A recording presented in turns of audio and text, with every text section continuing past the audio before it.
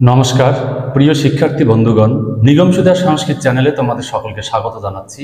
আজকে উচ্চ মাধ্যমিক সংস্কৃত তৃতীয় সেমিস্টার সিলেবাস থেকে ব্যাকরণ পাঠ আলোচনা করব।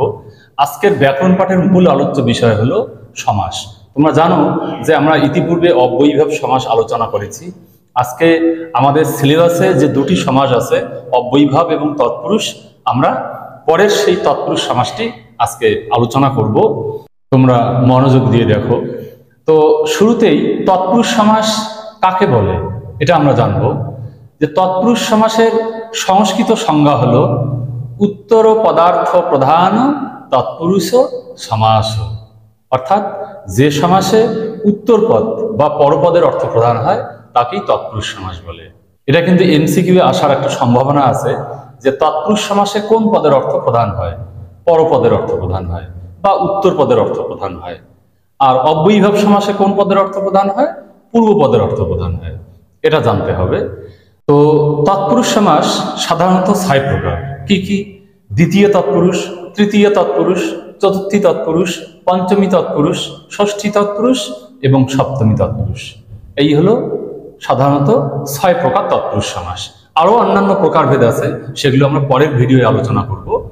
তো আজকে আমরা তৎপুরুষ সমাসের সাধারণত যে 6 প্রকার আমরা ভাগ দেখতে পাই, সেটা আজকে বিস্তারিত আলোচনা করব। তো তোমরা কিভাবে বুঝবে যে কোনটা কোন সমাস? যেমন দ্বিতীয় থেকে সপ্তমী পর্যন্ত মোট 6 প্রকার তৎপুরুষ সমাসের প্রকারভেদ বলা হলো। কেমন করে বুঝবে এটা দ্বিতীয় তৎপুরুষ সমাস? কেমন করে বুঝবে এটা তৃতীয় তৎপুরুষ সমাস? কেমন করে বুঝবে ষষ্ঠী তৎপুরুষ সমাস? আমি বলে দিচ্ছি, মনোযোগ দিয়ে শোনো। তৎপুরুষ সমাসে একটা নিয়ম আছে যে পূর্ব পদে যে বিভক্তি থাকে সেই বিভক্তির নামানুসারে সমাসের নামকরণ হয়। যেমন তোমরা বোর্ড ফলো করো, গৃহঙ্গত সমান সমান গৃহগত। আমরা পূর্ব পদে কি দেখতে পাচ্ছি? দ্বিতীয় বিভক্তি গৃহং। এই পদে কোন বিভক্তি হয়েছে? দ্বিতীয় বিভক্তি হয়েছে, তাই এই সমাসটার নামকরণ হবে দ্বিতীয় তৎপুরুষ সমাস। তো এখানে যদি পূর্ব পদে তৃতীয় বিভক্তি থাকে তাহলে নাম হবে তৃতীয় তৎপুরুষ সমাস। যদি চতুর্থী বিভক্তি থাকে তাহলে নামকরণ হবে চতুর্থী তৎপুরুষ সমাস। এইভাবে পূর্ব পদে যে বিভক্তি থাকবে সেই বিভক্তির নামানুসারে দ্বিতীয় তৎপুরুষ সমাস, তৃতীয় তৎপুরুষ সমাস এরকম নামকরণ হবে। তো এক্ষেত্রে আমাদের কি করতে হবে? শব্দরূপের দ্বিতীয়ের একবচনটা জানতে হবে। আমরা কিভাবে বুঝবো যে এটা দ্বিতীয় তৎপুরুষ সমাস?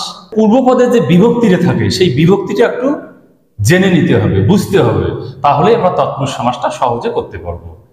তো যা হোক, আজকে আমরা শুরুতেই করছি দ্বিতীয় তৎপুরুষ সমাস। দেখো, তো দ্বিতীয় তৎপুরুষ সমাস চেনার উপায় কি?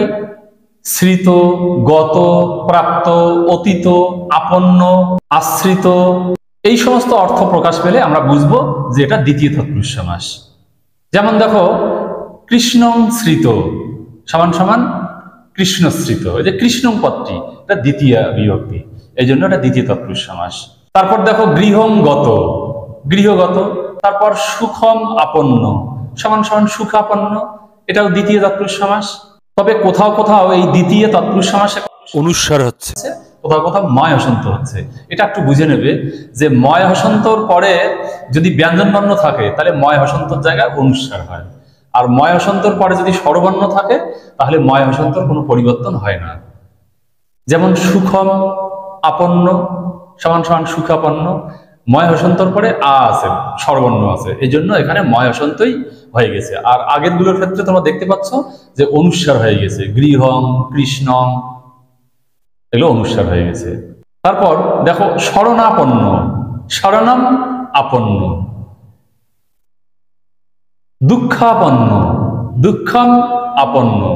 তারপর দেখো দুঃখম অতীত, দুঃখাতীত, কূপম পতিত, কূপপতিত।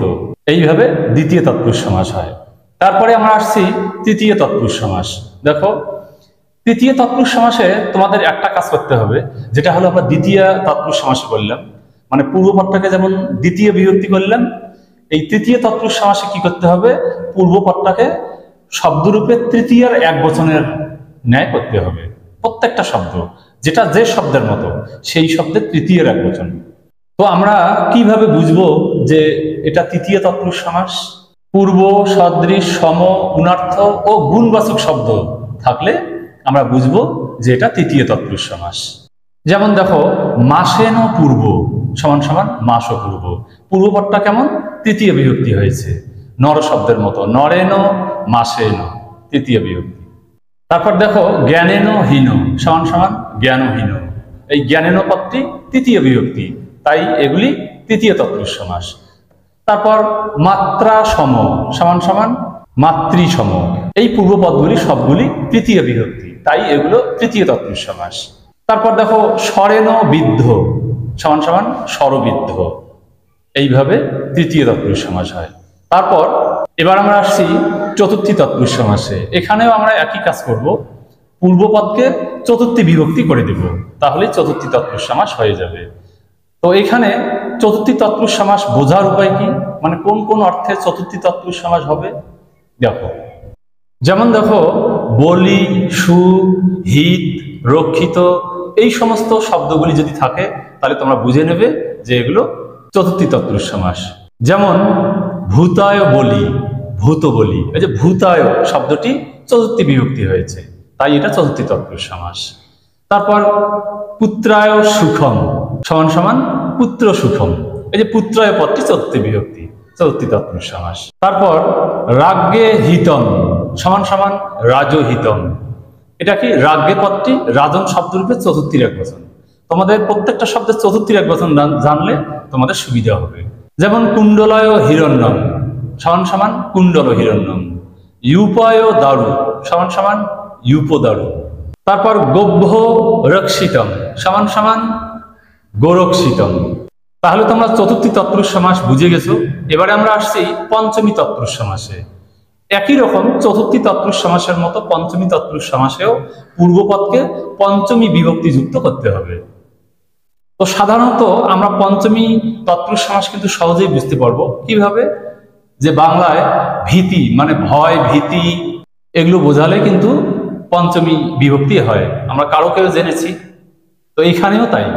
যেমন দেখো ব্যাঘ্রাত ভয়ম সমান সমান ব্যাঘ্র ভয়ম, এই যে ব্যাঘ্রাত পদটি নর শব্দের মতো পঞ্চমীর এক বচন হয়েছে, এটা দেখেই আমরা বুঝবো যে এটা পঞ্চমী তৎপুরুষ সমাস। তারপরে দেখো চৌরাত ভয়ম চৌর ভয়ম, সর্পাত ভয়ম সর্প ভয়ম, বৃকাত ভীত সমান সমান বৃক ভীত, দস্যুভ্য ভীতি সমান সমান দস্যু ভীতি। এইভাবে ভয়, ভীত, ভী প্রভৃতি শব্দের সঙ্গে পঞ্চমী বিভক্তিযুক্ত পদের সমাস হয়। তো যা হোক, তোমরা পঞ্চমী তৎপুরুষ সমাস বুঝে গেছো। এবারে আমরা আসছি ষষ্ঠী তৎপুরুষ সমাসে। ষষ্ঠী তৎপুরুষ সমাসেও একই কথা, যে পূর্বপদকে ষষ্ঠী বিভক্তি যুক্ত করতে হবে। তো ষষ্ঠী তৎপুরুষ সমাস কাকে বলে? সুবন্ত পদের সঙ্গে ষষ্ঠী বিভক্তিযুক্ত পদের যে সমাস হয় তাকে ষষ্ঠী তৎপুরুষ সমাস বলে।